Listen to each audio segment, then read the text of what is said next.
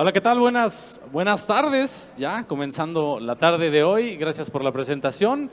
Estoy muy contento y muy entusiasmado de estar aquí nuevamente. El día de ayer tuve la oportunidad de presentar una conferencia a las 10 de la noche y hoy vamos a hablar un poquito, digamos, un poquito de otras cosas con respecto a lo que vivimos el día de ayer.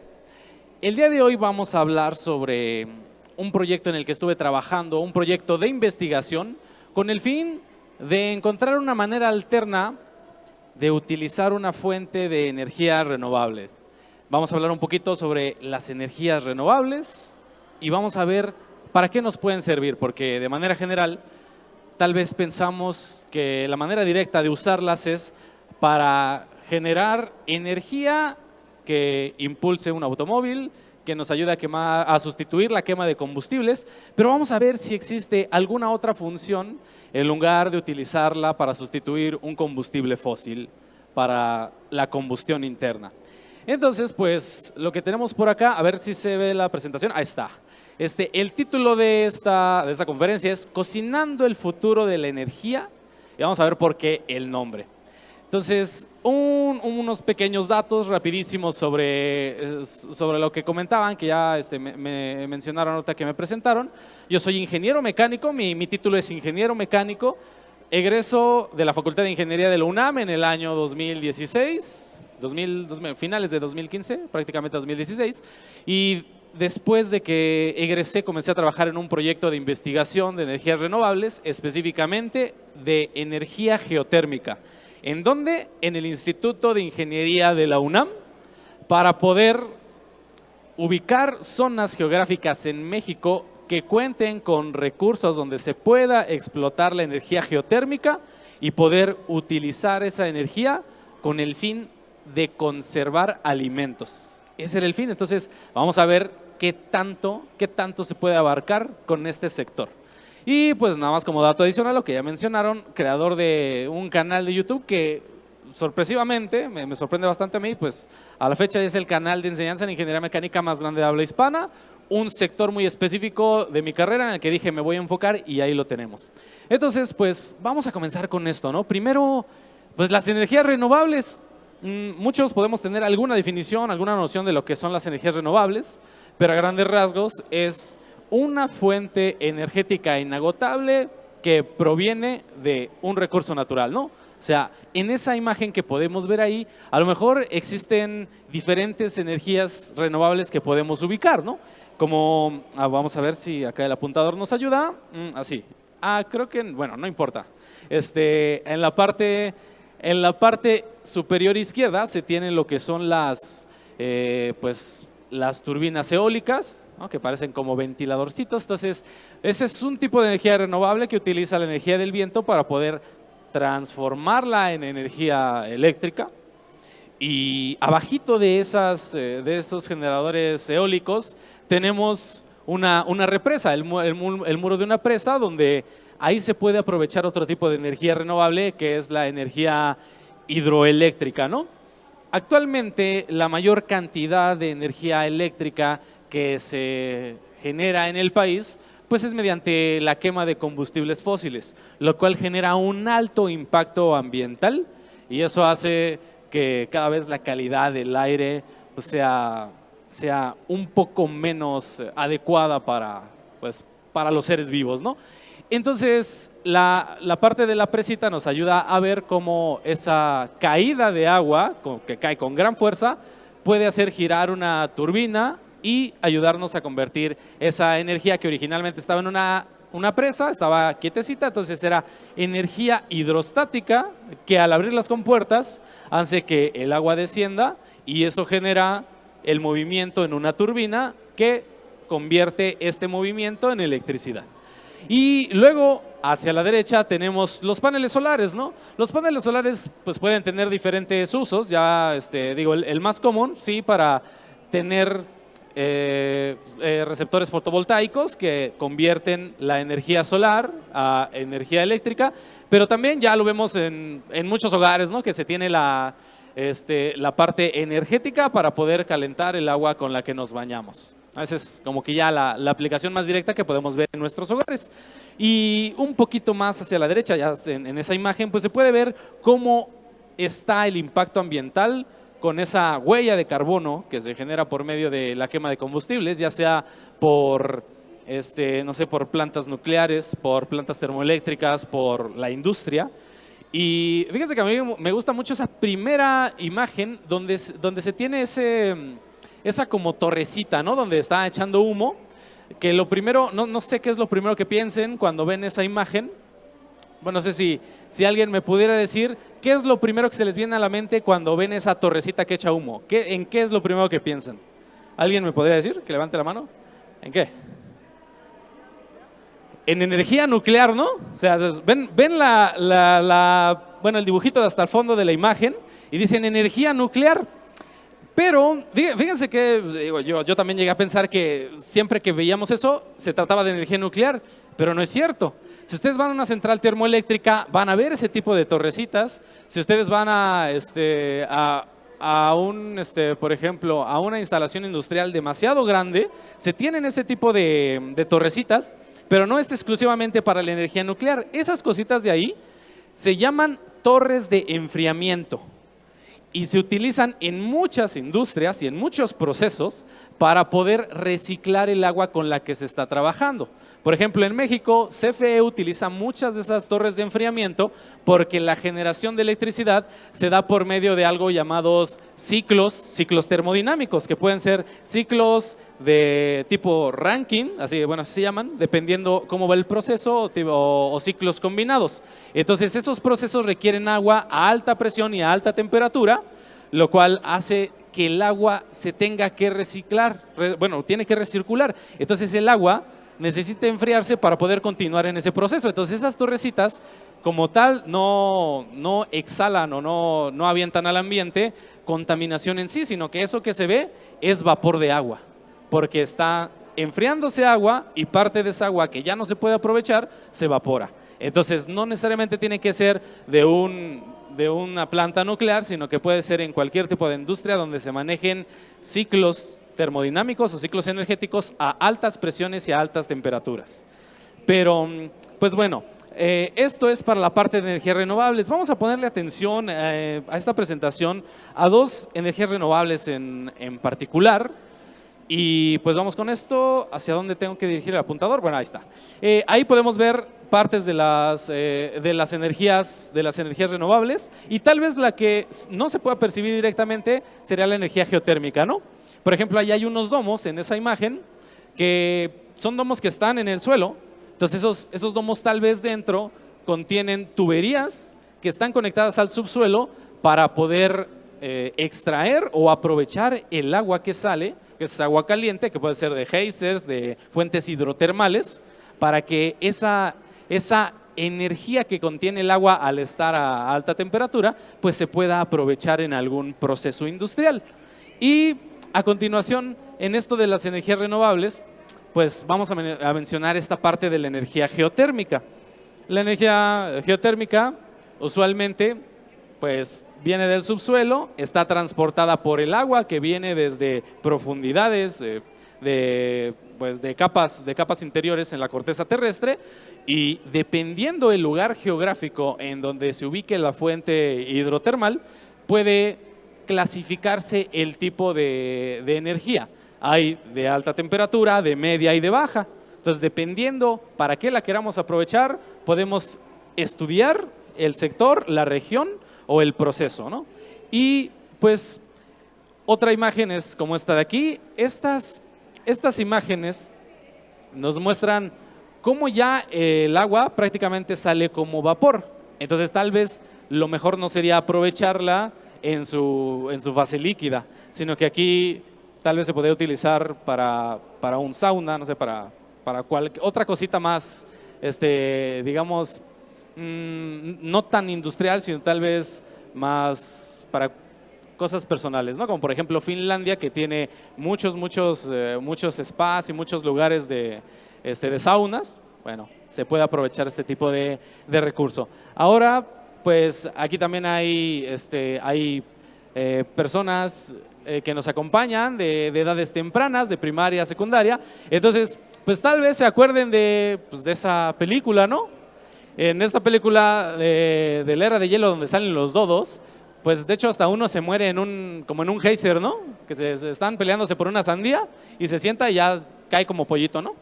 Entonces, estas fuentes se consideran como energías renovables pues porque no comenzaron a existir cuando el hombre comenzó a aprovechar los recursos naturales, sino que es algo que ha estado prácticamente desde que la vida ha estado aquí en la Tierra, ¿no?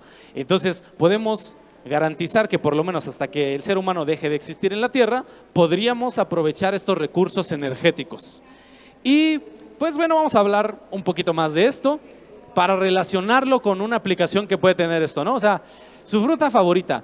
Piensen en una fruta que les guste mucho, pero tenemos un inconveniente. No todas las frutas se dan a lo largo de todo el año, ¿no? Por ejemplo, el manguito, la sandía, el melón, el kiwi. Hay frutas que solamente están ciertas épocas del año y pues se nos antojan en alguna época del año en la que no están disponibles, ¿no?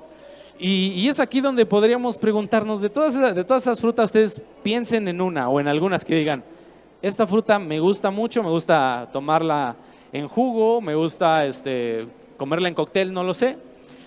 Y piensen de qué manera podríamos conservar los alimentos para poder hacer uso de ellos en una temporada del año o en una región geográfica en donde no estén disponibles.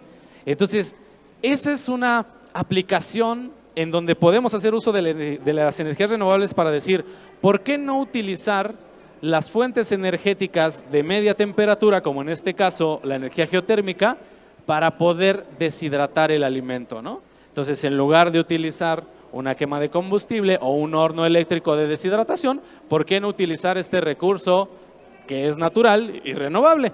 Entonces, en estas frutas ustedes podrían escoger la que ustedes gusten, la que ustedes les agrade. Y miren, esta foto que les muestro aquí contiene dos tipos de frutas, ¿no? Me gustaría que me ayudaran a descubrir de qué fruta se trata. Véanlas bien, observen bien esa imagen, vean el color, la textura, si es que se puede apreciar, y pues en lo que tratan de adivinar de qué se trata, les comento, esas muestras que ustedes ven ahí,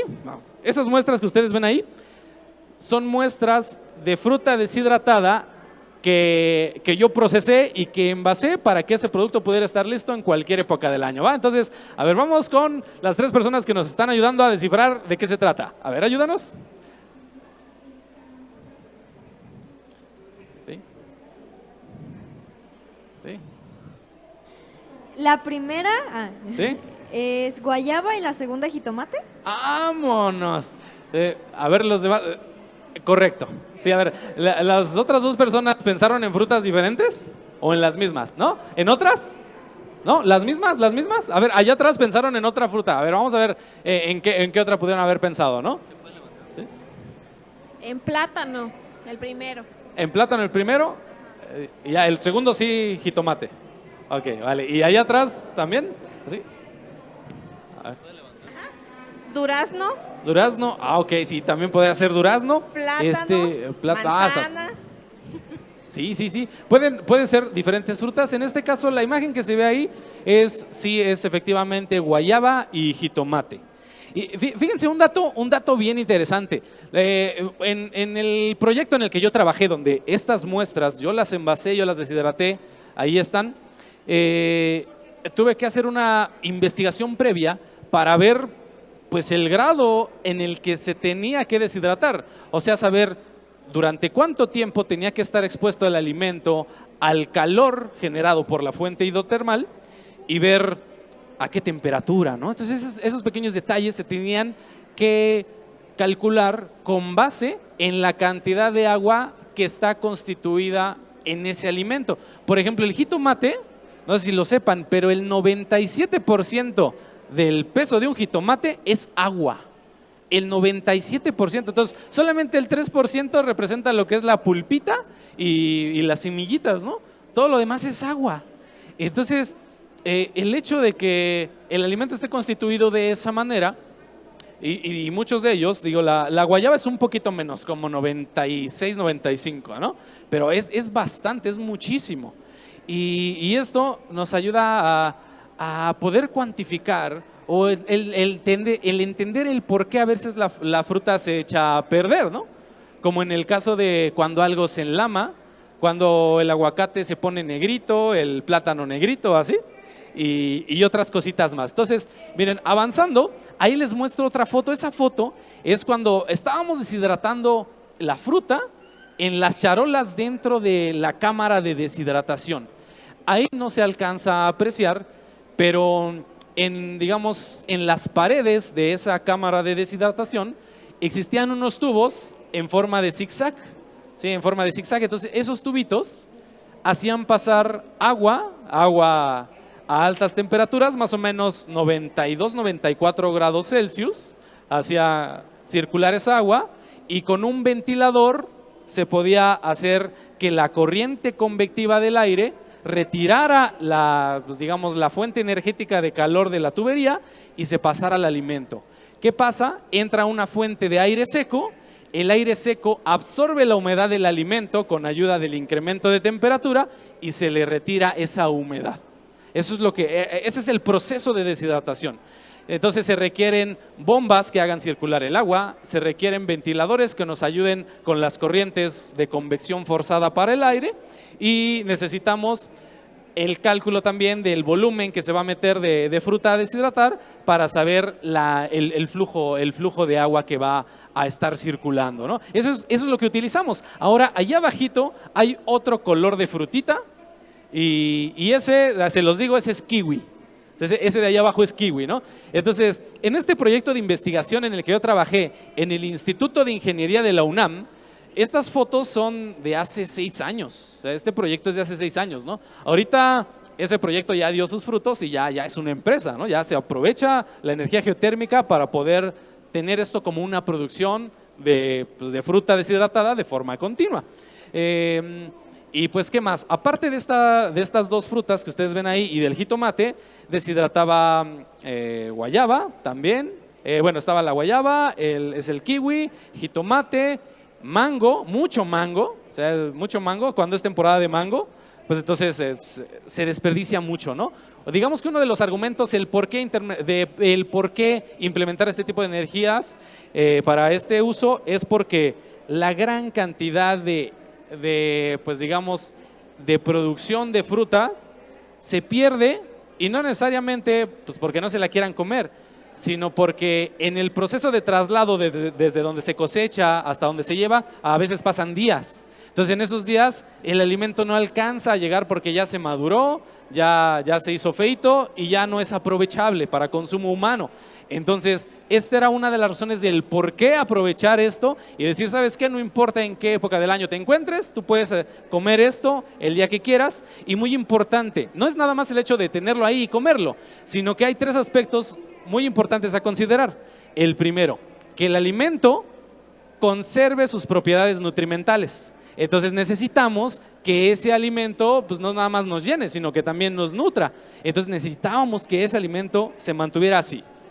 Segundo punto, necesitamos que ese alimento pudiera tener una larga vida, ¿no? En lugar de que durara 2, 3 días, pues poder almacenarlo. Poder almacenarlo en frasquitos como los de medicamentos, que son como cafecitos. ¿Sí? Ese tipo de frascos, ese tipo de contenedores evitan que entren los rayos UV. Entonces el alimento dentro de estos frasquitos dura más tiempo, ¿no? Y así ya tenemos el alimento con una mayor durabilidad, conservando sus propiedades nutrimentales y también pues llenándonos, ¿no? Y pues degustando el sabor, porque eso es muy importante. Hay veces que el alimento, que es el tercer punto, el sabor. Hay veces que el alimento puede contener propiedades nutrimentales y saber feo, ¿no? Entonces, en este caso el alimento te va a saber tal cual sabía cuando estaba en su punto de cosecha, solamente que sin agua, y listo. Entonces, fíjense además cómo vamos relacionándolo con las energías renovables. Esta es una parte en la que podemos enfocarlo, y ahora la otra. Aquí es el mismo principio de deshidratación, solamente que ahora con energía solar. De hecho, me parece que hay una empresa aquí en Guadalajara que hace este tipo de deshidratadores solares. Me parece que se llama Sensontle. No estoy completamente seguro, pero venden estas cámaras de deshidratación, solamente que aquí yo le veo un pequeño inconveniente. El sol emana luz, calor y rayos ultravioleta. Entonces, este alimento o estos alimentos que se deshidraten no están exentos de recibir la luz ultravioleta y eso hace que se degrade el alimento. Y a lo mejor sí, si lo secamos, puede perder algunas propiedades nutrimentales, perder algo de sabor, algo de color y pues bueno, o sea, sí va a ser un alimento que podemos consumir, pero pues no va a tener las mismas propiedades nutrimentales que el mismo alimento deshidratado con energía geotérmica. Entonces, sí se puede, pero digamos que una opción es mejor que otra. Y ahora vamos a ver, y pues ok, la deshidratas, te la comes o la vendes y ya nada más el alcance llega hasta ahí. No, hay más. Entonces tenemos esto. No sé si se han preguntado o han visto alguna vez que comen los astronautas, ¿no? Porque los astronautas están días, meses incluso en el espacio, en la Estación Espacial Internacional o pues cuando fue la misión hacia la Luna, ¿no? Entonces, pues de aquí a allá no es un ratito, no es un día, son muchos ciclos de día y noche para poder estar en el espacio y entonces pues ellos tienen que comer, pero hay un problema. Cuando un alimento contiene agua, líquido, pues muchas veces el alimento se echa a perder. Es como cuando tenemos sopa, tenemos un caldito y si lo dejamos fuera del refri, le salen burbujitas, ¿no? Así como la sopa de verduras, las lentejas o incluso el arroz que dicen que si lo escuchas y truena, ya no sirve, ¿no? Así ese tipo de cositas. Entonces, la cuestión es, ¿pero por qué ya no sirve? Y no es que el alimento se eche a perder, sino que si dejamos a condiciones ambiente un alimento con humedad, alguien se lo come antes que nosotros. Esas burbujitas que nosotros vemos en los alimentos cuando están echados a perder o incluso el moho, cuando está enlamado, pues en realidad la lama son honguitos que se comieron ese alimento, se lo empezaron a comer, entonces nos ganaron a comerlo, no se echó a perder el alimento.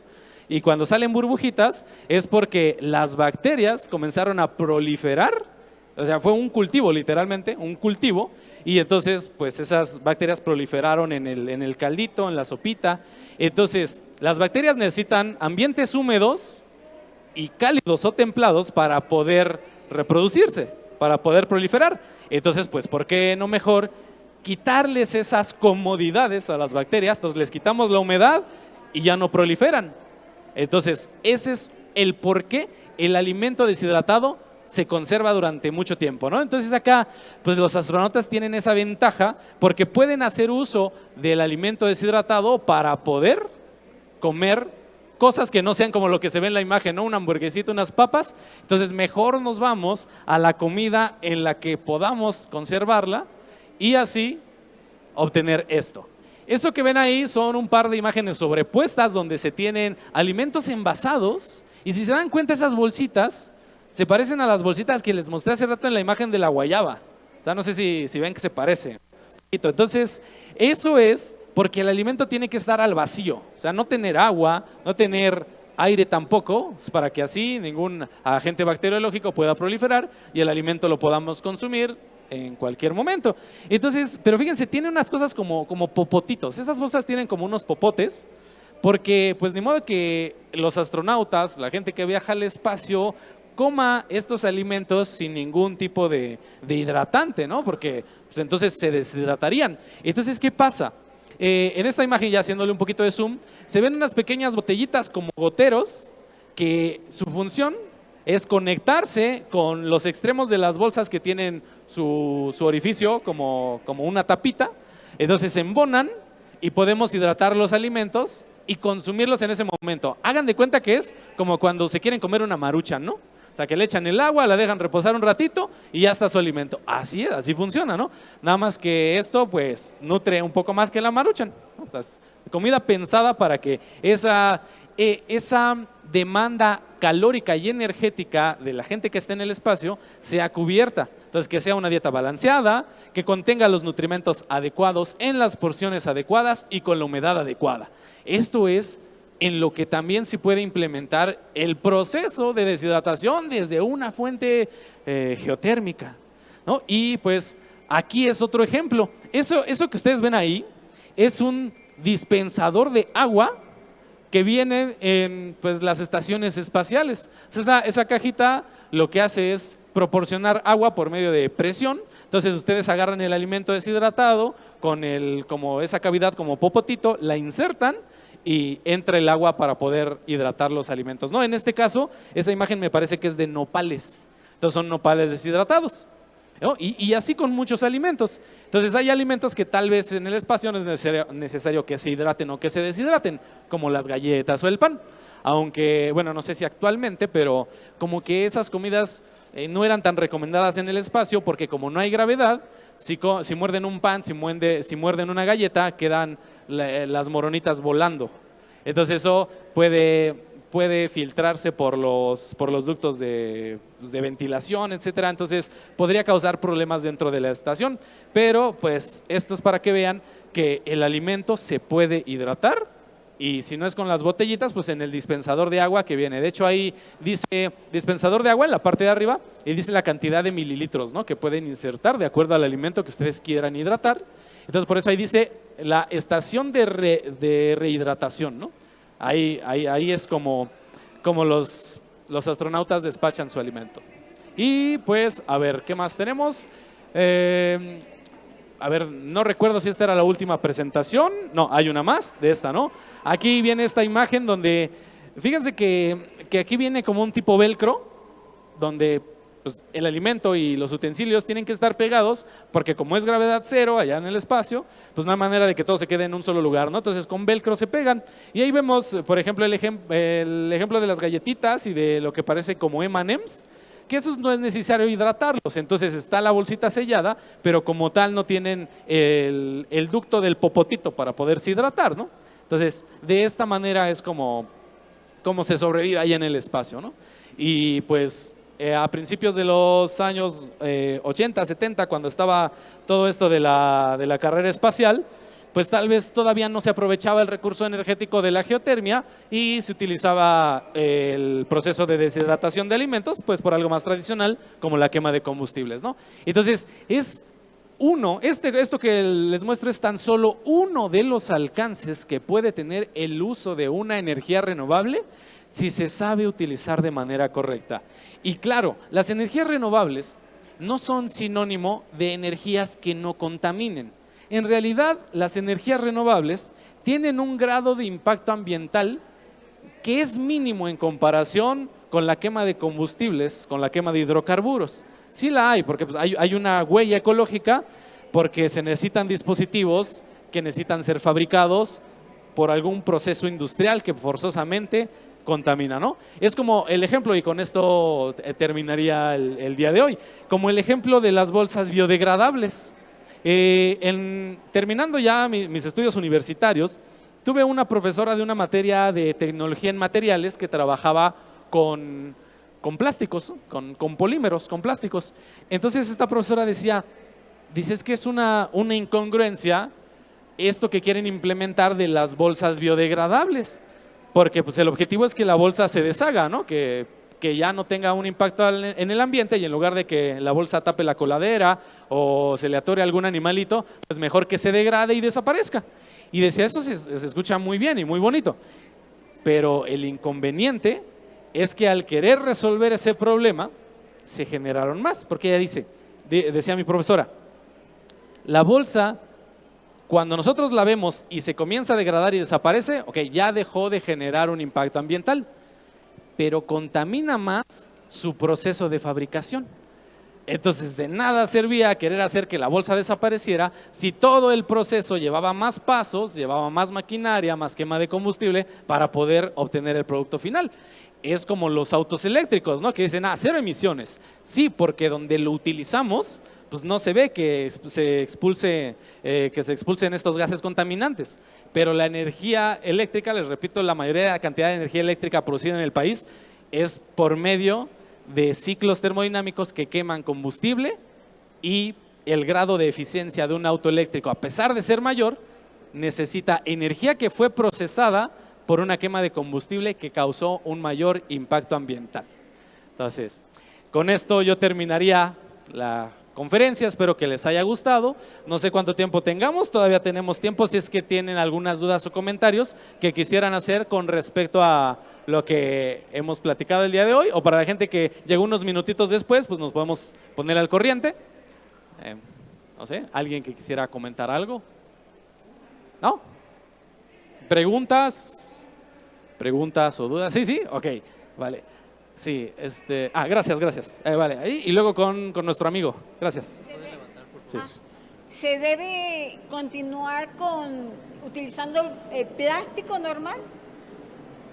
Todavía para evitar ¿cómo te diré? Es el gasto que dijo en maquinaria y todo eso, porque está el proceso lo de todo biodegradable, el plástico.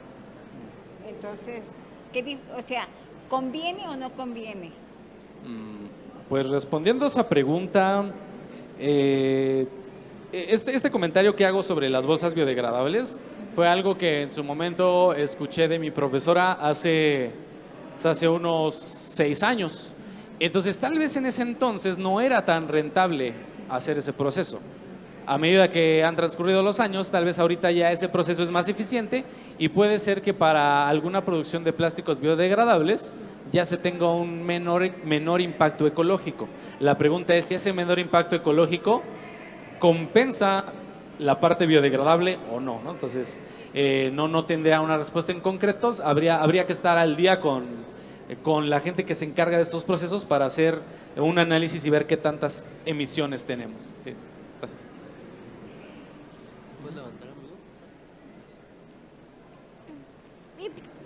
Mi pregunta es que si las fábricas nucleares usan agua para enfriar sus reactores nucleares, ¿esa agua caliente se puede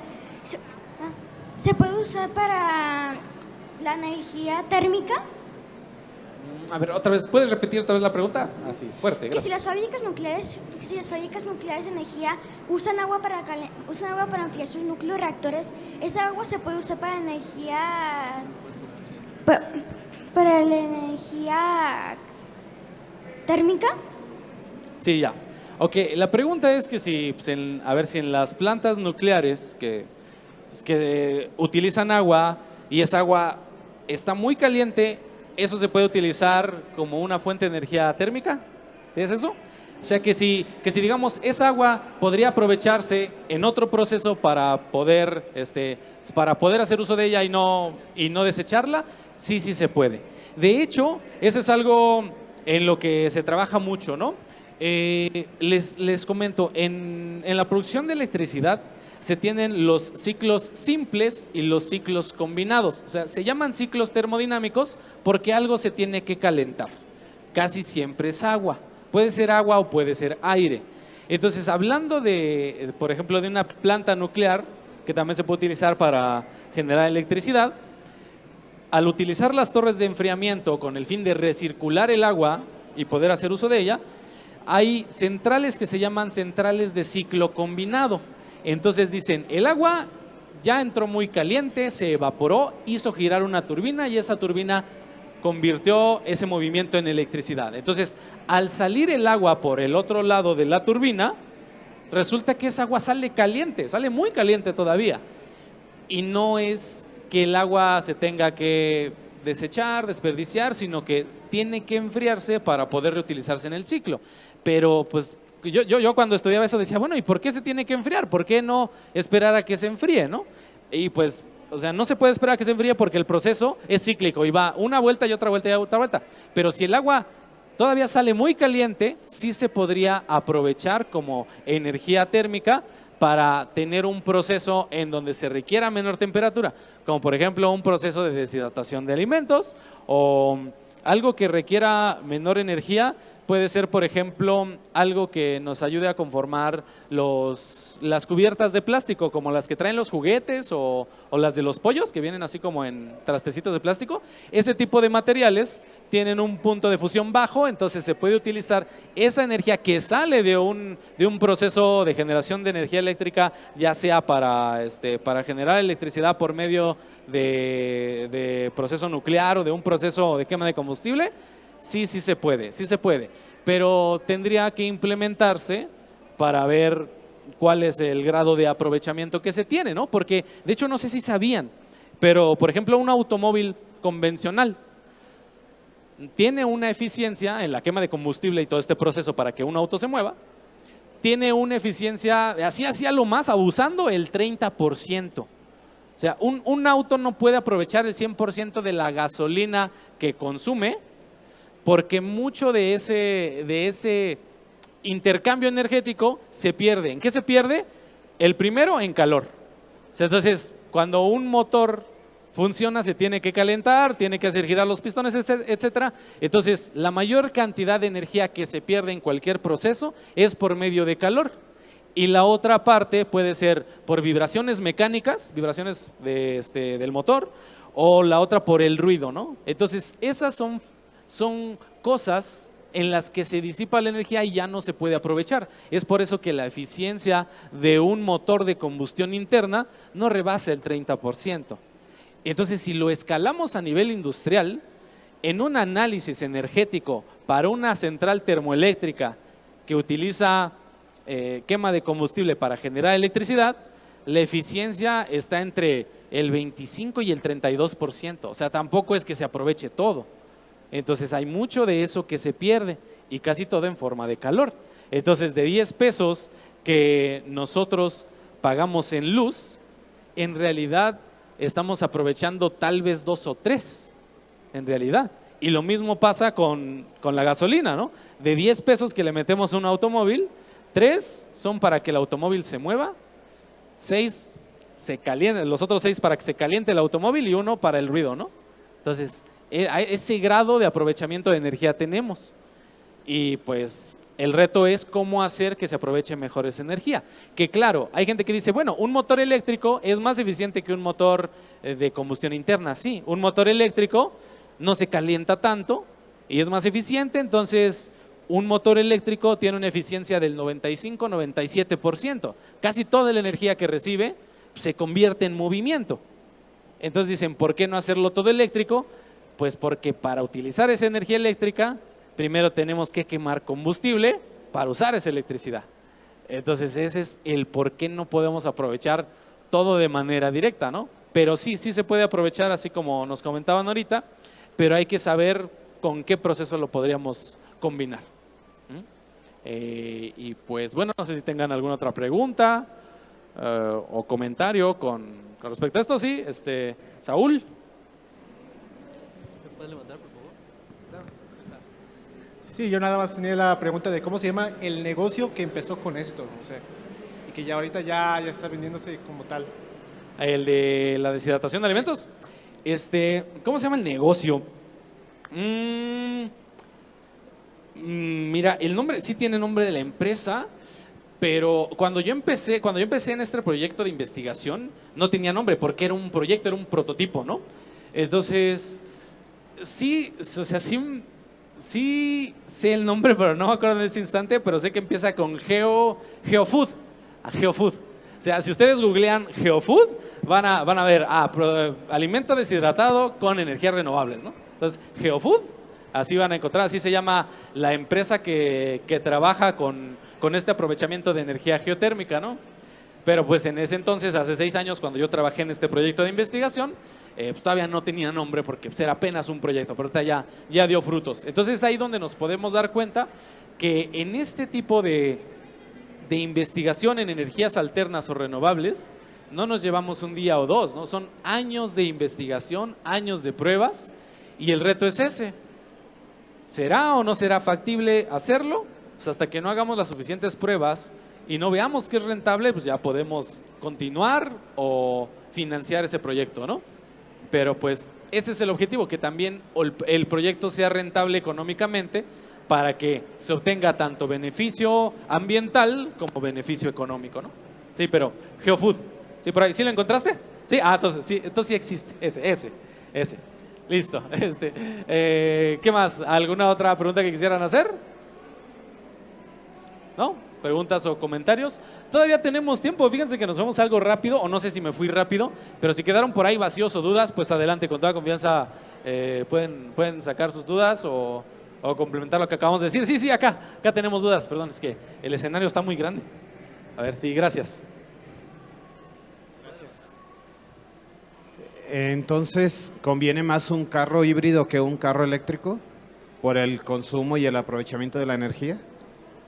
Pues, híjole, en cuestión de eficiencia energética yo diría que no, porque lo que se utiliza de la fuente eléctrica, de la batería, sí podría aprovecharse como, pues digamos, como auxiliar de que se nos acabó la gasolina.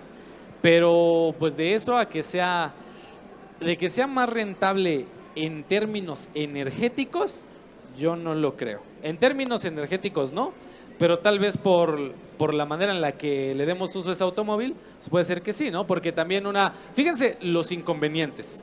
Si ustedes tuvieran un auto eléctrico, tendrían que ir a la estación de carga y como si fuera su celular, ¿no? Lo conectan y lo dejan ahí las horas. Bueno, no sé cuánto tiempo tarde, yo creo que depende del automóvil, depende de la batería. 3 horas.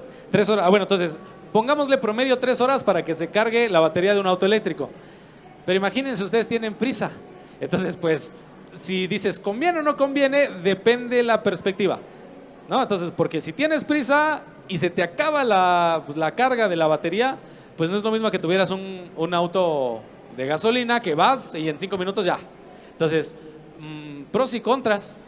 Y por ejemplo, la potencia en cuestión de potencia, la cuestión de potencia pues de rendimiento, un auto eléctrico no va a tener la misma fuerza o la misma potencia para que el auto vaya a altas velocidades, ¿no? Si lo viéramos por esa parte. Entonces, un auto de combustión interna pues va a tener un mayor alcance en términos de potencia que uno de energía, bueno, con energía eléctrica, ¿no? Entonces, un híbrido pues podría como que balancear esos dos aspectos, pero por la parte energética no lo veo rentable energéticamente. Sí. Gracias por la pregunta. ¿Algo más que quisieran comentar o preguntar? ¿No? Sí, gracias, muchas gracias. A ver, no sé si esté un poquito fuera de la plática, pero la elaboración de la batería de litio de un auto eléctrico, entiendo que incluye elementos que en su elaboración pueden ser muy dañinos al medio ambiente. O sea, en la fábrica de las baterías de litio, estoy hablando de la fábrica de baterías de litio, tanto como en las, no sé, por ejemplo, en la minera, la extracción del mineral de litio, que también es muy dañino. Me llama la atención que una de las cualidades de los autos eléctricos es que no contaminan. Bueno, a lo mejor no contamina el automóvil como tal, pero la elaboración de la batería, tanto como su extracción mineral o los procesos químicos que conllevan la elaboración de la batería, y luego todavía peor, el desecho de la batería. O sea, cuando ya se muere la vida útil de la batería, ¿qué se hace con esas baterías? O sea, entiendo que son inclusive más contaminantes que la misma, o sea, que el beneficio que te puede dar el andar con un auto eléctrico. No conozco bien, pero he escuchado, entonces me gustaría si pudieras orientarme en ese aspecto. Gracias. Sí, claro que sí. De hecho, pues mucha razón en lo que nos acabas de comentar. De hecho, desde el proceso de extracción del litio o los componentes de las baterías, la gente que está ahí extrayendo de las minas, de los pozos, esa gente ya está expuesta, está propensa a intoxicarse, a que se le generen, no sé, alergias en la piel por el tipo de material que es pues, corrosivo para, pues digamos, para el ser humano, y pues no es, digamos, desde la parte saludable, no es saludable tener el contacto directo con este tipo de componentes como lo que es el litio. Sí se tiene una vida útil y después de eso, de hecho por eso hay contenedores especiales que dice deposita aquí tus baterías, ¿no? Deposita aquí esto, porque eso no puede ir con toda la basura, porque hace que, por ejemplo, la composta o todos los desechos orgánicos que se pueden reutilizar, pues queden inservibles. Entonces, todo eso, lo que yo tengo entendido, así como lo hacen con los residuos nucleares, lo que hacen es enterrarlos, ¿no? O sea, los sellan, los entierran y ahí se quedan. Entonces, sí, el impacto ambiental que se tiene por la implementación de querer no contaminar, a veces termina siendo contraproducente, ¿no? Entonces, sí, en esa parte es mejor ver que la cantidad de procesos que intervienen en la generación o producción de algo que no contamine, en teoría en su versión final, pues también se vea modificada para que contamine lo menos posible. Entonces sí es un contra, ¿no? O sea, las baterías nos podrán ayudar a almacenar cierta cantidad de energía eléctrica, pero su vida útil tal vez no sea lo suficientemente rentable como para la cantidad de tiempo que va a impactar en el medio ambiente. Así que sí, nosotros podemos no ver la contaminación en un trolebús o en un camión eléctrico o en un auto eléctrico, pero el hecho de que no veamos que contamina no significa que todo el proceso previo pues no haya sido contaminante, ¿no? O nocivo para el medio ambiente. Así que el reto ahora es eso. El reto ahorita no es ver qué podemos utilizar como vehículo o como industria que no se vea que no contamine, sino más bien de qué manera todo el proceso previo, antes de lo que estamos viendo, tampoco contamine, ¿no? Ese es el reto actual. O sea, ya sabemos que un auto eléctrico no contamina, no emana, como dicen, cero emisiones, ¿no? Cero emisiones.